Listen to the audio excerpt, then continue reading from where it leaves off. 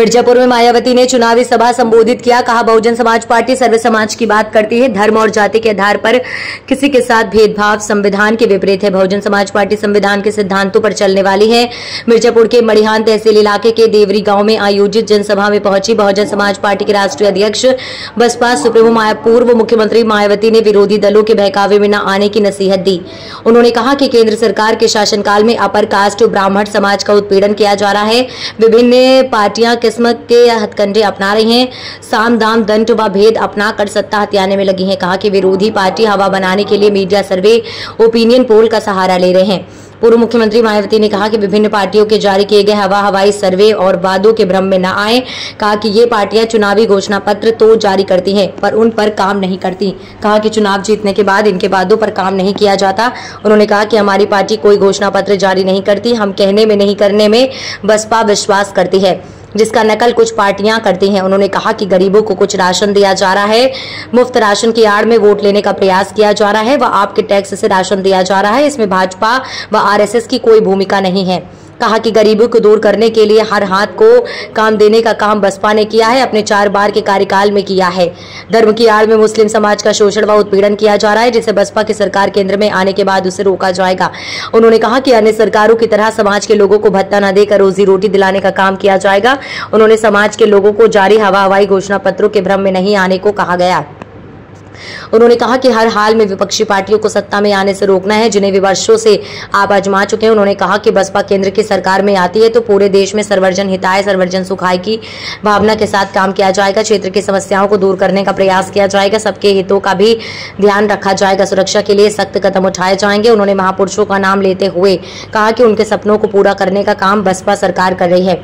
उन्होंने वोट वाले दिन बसपा के प्रत्याशियों को हाथी के सामने लगे बटन को दबाने का आह्वान किया। इस मिर्जापुर लोकसभा प्रत्याशी मनीष त्रिपाठी सहित तमाम लोग मौजूद रहे।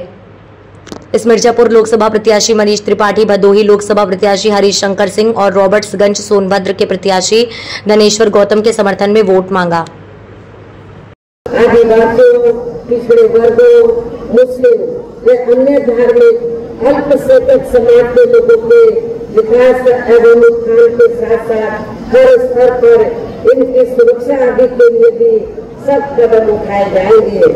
और सभी से जहाँ वास्तव में अपने देश के महान संतों, गुरुओं व महापुरुषों में भी विशेषकर महात्मा ज्योतिराव फुले, श्री छत्रपति शाहू जी महाराज, श्री नारायण गुरु, बाबा साहब डॉक्टर भीमराव अम्बेडकर एवं मान्यवर श्री कांशीराम जी आदि का अधूरा सपना जरूर साकार हो सकता है, जिनको यूपी में हमारी पार्टी की सरकार द्वारा हर स्तर पर पूरा आदर सम्मान दिया गया है।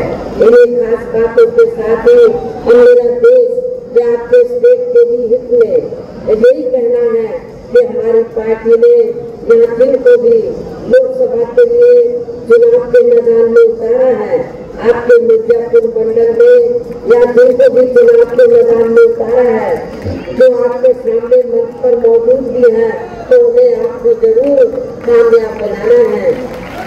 जिसके लिए यहाँ पार्टी के सभी स्तर के छोटे बड़े पदाधिकारी एवं कार्यकर्ता दल पूरे जी जान से लगे हैं।